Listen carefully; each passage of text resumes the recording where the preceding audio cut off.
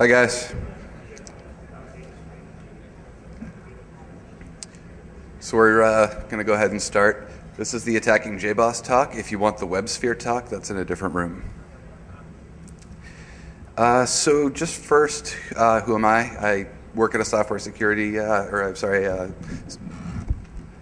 a service company as a security engineer, so hence my interest in the JBoss topic. If you are into Twitter, you could follow me on it. Also, I'm really awesome at PowerPoints.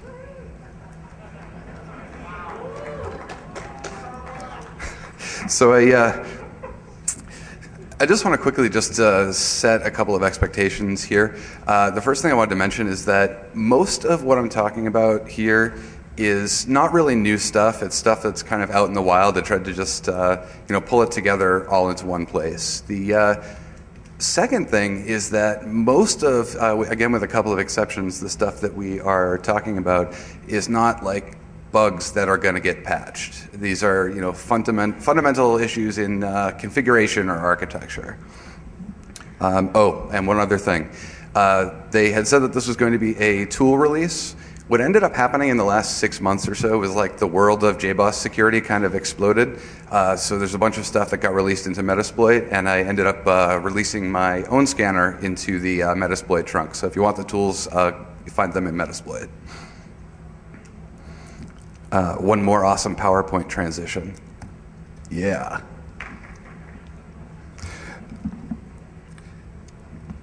Okay, so what is JBoss? How many of you are already people who use JBoss and that's why you're interested? Wow, okay, a bunch. How many of you use WebSphere or are in the wrong room? That guy over there. Okay, so you guys already know what JBoss is, but just really quickly, Java EE application server. People like it because it's open source. It's by JBoss, which is now a division of Red Hat. And basically what any of these application servers do is abstract the infrastructure so that the developers can focus on just writing business logic. JBoss specifically is like really big and complex. There's a lot of stuff in it. You could look at it for a long time and not see everything. And I think that's where some of the issues we're going to talk about come from. Is there aren't a lot of straightforward ways to do a lot of things.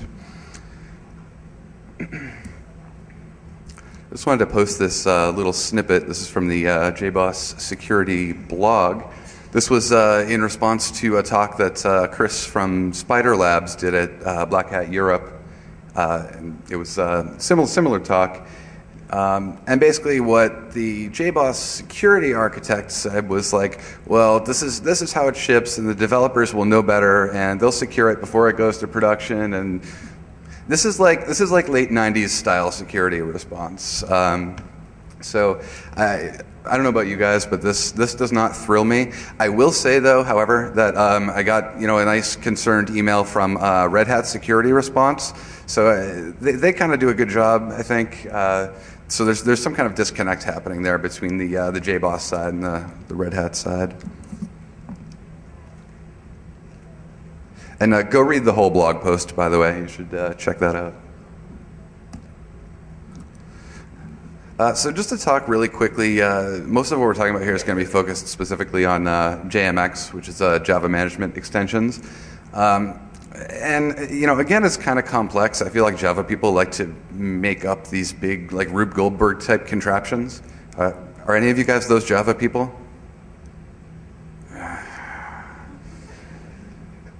So what you've got at the bottom here is the instrumentation layer, the probe layer, and basically that's where MBeans or management beans sit that allow you to manage the internals of your app server.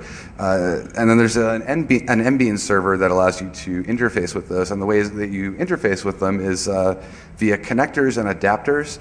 The difference between the two is not really important, but the point is that there are a lot of different ways that you can connect in and ultimately interface with these MBeans, which as an attacker is what you want. You want to get in and remotely manage the server.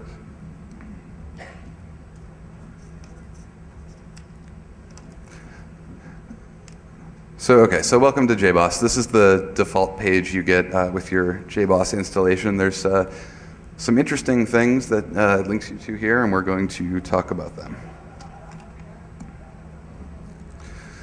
So the main way that we talk about really doing JMX on JBoss is a web application called the JMX console.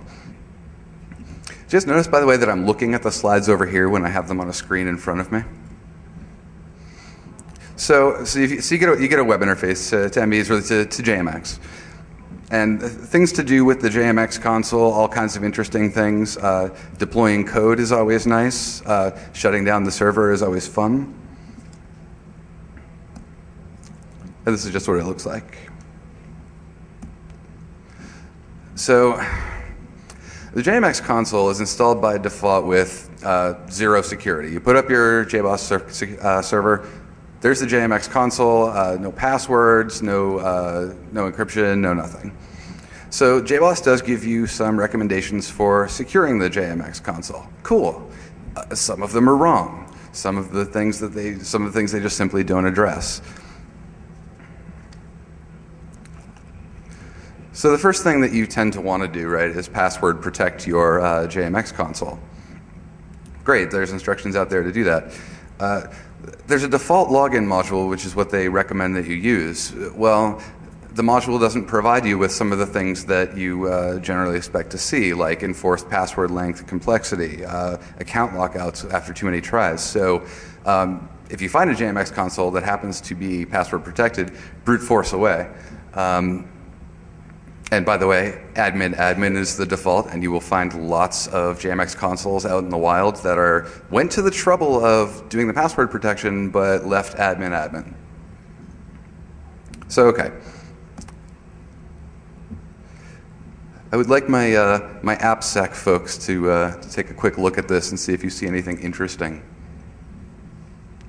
So this is the login config that was the default until May of this year.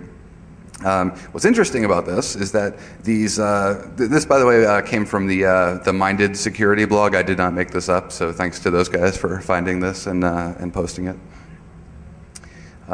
So what's interesting about this is that this configuration makes the authentication apply only to GET and POST requests. Well, for those of you guys who are familiar with what HTTP verb tampering is, that means that I can just use a different verb that's not GET or POST, and I can bypass your authentication, which is great. The fix for this, by the way, the fix for this is just to remove these 2 lines. Just take them out. And obviously, again, for my AppSec folks, CSRF everywhere, yes. Cross-site scripting everywhere, persistent and reflected, definitely. One really interesting use case for the cross-site request forgery here is that you'll find in some cases where people look at their JBoss server and they say, wow, this is really complicated to protect. What I'm going to do instead is I'm just going to use, Apache or my firewall or whatever, and just not allow access from outside my network to the JMX console. So yeah, cool. So if you go to somebody's JMX console and you see like a 403 forbidden, that's a good time to start trying to use CSRF admins. And again, no protection really against these things. This is one that I just thought was interesting. Login config is the config file that says how your different applications, including your web console and your JMX console, get authenticated to. What's cool about this is that you can actually load a new login config.xml from an arbitrary URL, including one that you control. So, just remove authentication if you want to, or change it, add new accounts, whatever you want to do. It's fine. And this URL at the bottom is just kind of what it looks like. So, I think it kind of an interesting use case. I just think it's kind of cool that you can, in some cases, load from remote as part of the functionality. But honestly, if you're at this point where you can run this particular functionality, run something cooler, like, one other quick thing first. So that was the JMX console. There's also a bunch of different services that allow you to, again, interact with the MB and stuff. in a variety of ways. So there's a service, it's an RMI adapter service. So that's just a network-based, it's not a web-based service. But it'll give you the same functionality as the JMX console, because again, if you remember the diagram at the beginning, the M beans at the bottom are all, they're all there and you're just interfacing with them in different ways. So again, different authentication mechanism, different configuration. At the point at which you go and secure every way to get into JMX, you've probably spent at least a whole day. It's you know, I want the toggle switch that turns security on, but it's not there.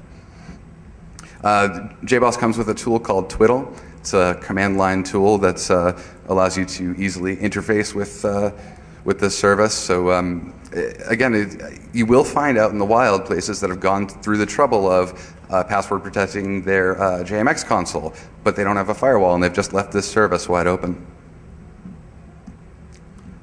And more, again, with different configuration, different authentication mechanisms. This stuff, by the way, I highly recommend. There are links at the end, there are references, but I highly recommend that you go check out the work that Red Team Pen Testing has done on JBoss. They have some tools to interact with these particularly. They have a lot of good information. So exploits, let's get to the fun stuff. And unfortunately, like I said, this stuff, fortunately for all of us, but unfortunately for me particularly, this stuff all ended up in Metasploit before I could get to talking to you guys. So this one is actually in Metasploit as of February. And it just uses the built-in code deployment mechanisms to allow you to, as an attacker, deploy arbitrary code. And again, this is, like I said, it's not a bug. It's part of the functionality. So JBoss 4 and lower, there's a lot of cool things you can do. You can load your arbitrary code from, again, the site that you control. There's a scripting language called Bean Shell. So if the web server cannot make an outbound connection to your host, what you can do instead is write one of these Bean Shell scripts and just have it spit out your payload to the local file system and deploy it that way. So JBoss 5 is a little bit interesting, and I spent most of my time looking at 5.01, so this may be quote-unquote fixed at this point, but the HTTP deployer and the Bean Shell deployer, the code is all there, but it doesn't seem to be quite fully implemented. So in theory, this is something you could go like open a bug in on their Jira, and maybe it'll get fixed eventually. But if you can get a file in the local file system, and again anywhere on the file system, you can deploy that. So think about things like anonymous FTP or broken image upload mechanisms, things like that. If you can get a file there, that's game over, no matter what version of JBoss you're using. And again, check this out in Metasploit. Another similar exploit, deployment file repository, allows you to upload arbitrary files, so arbitrary content, arbitrary file names. I'm sure there is some purpose for this to exist. I don't know what it is. So this was actually reported in 2006 and quote-unquote fixed because it was actually reported as a directory traversal, right? So this functionality has a default directory that you deploy your code to, and you could actually traverse your way back up the tree and put files wherever you wanted. Well, so it turns out they fixed that by removing the directory traversal, but they did not remove the functionality that allows you to change the base directory. So if you set this to just dot, like you see in the example here, you are at the server root. Now, not the actual operating system server root, but the JBoss server root. Which means that what you're probably going to do at that point is go put your JSP command shell into one of the existing web applications that lives on the system. But you can also do other cool things like overwrite config files, anything like that. By the way, this is part of the what we're not really talking about much, the JBoss web console, not the JMX console. So if you have JMX console deployed and not web console, this won't work. And it's fun, and I like to think of Google, crawling people's unprotected JMX consoles and finding server shutdown.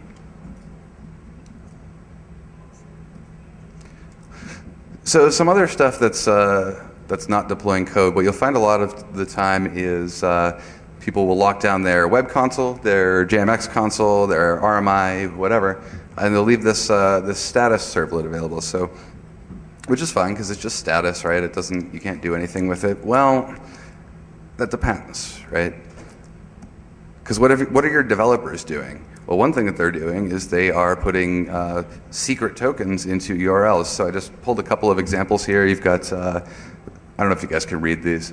The first one is a software download. So you get a link to your purchased software. It's got this secret number, so you go get your purchased software. So I recommend you guys all go get yourself some free whatever crappy app this is.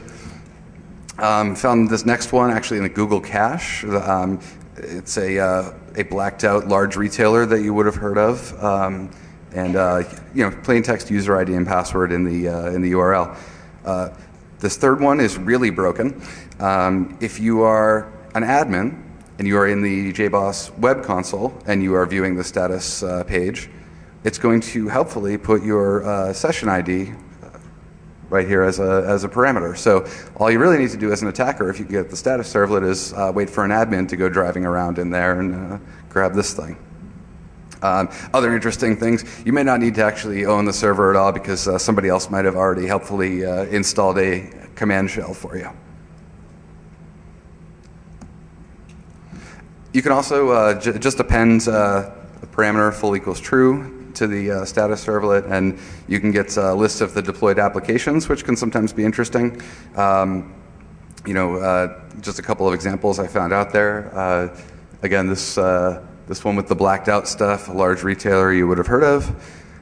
This other one, wow, just a lot of stuff deployed, and I like the idea here that somebody may be relying on somebody not being able to guess the name of their admin functionality, and so I just list them.